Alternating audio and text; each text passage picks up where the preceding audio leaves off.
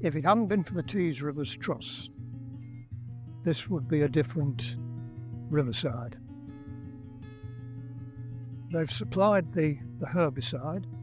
They've done a training program so that people can now legitimately and safely determine what should be sprayed and what shouldn't be sprayed. And the hogweed in particular does just need to be killed off. Well, this project is called Operation Giant Hogweed. So the idea is to identify and map all of the giant hogweed within the Tees catchment area, and then to organise volunteers and staff time to treat the giant hogweed. We are trying to remove it from areas of the riverbank and then replace it with native biodiversity, and taking volunteers out and training them and kind of informing people of what giant hogweed is and how dangerous it is. It has very toxic sap, and so anyone just brushing past it will get a very nasty burn. And the more sap that's deposited onto a person, the greater the burn will be. So when light falls on the skin where the sap of the hogweed has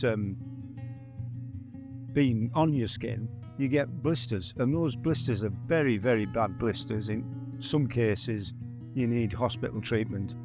So the initial involvement was really about, it was a research project for us to try and understand what you needed to do to be able to map giant hogweed.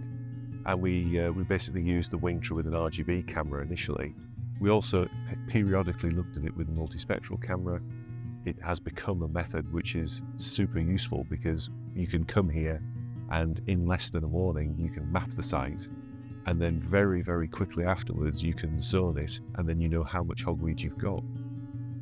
We do all the educational work, so we just get kids down to the river.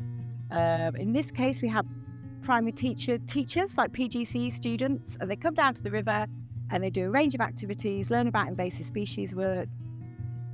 It's the hands-on nature. It's the physicality of it. You'll remember it. They will remember the drawings. They will remember hoiking the fish out of the tubs just to give them a little bit more confidence. And I think that's quite useful for us right at the beginning of the year to do an activity like this with them, just to start building up their confidence. They'll be going into schools in a couple of weeks' time. I think we just need to encourage teachers to get children out of school.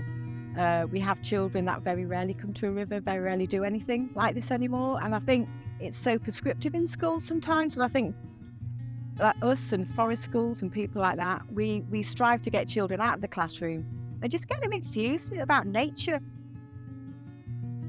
You've got this beautiful environment down the River Tees, which is hampered by this invasive species that is bad for humans, it's bad for animals, and it's just bad for everything. And it's good that it's removed.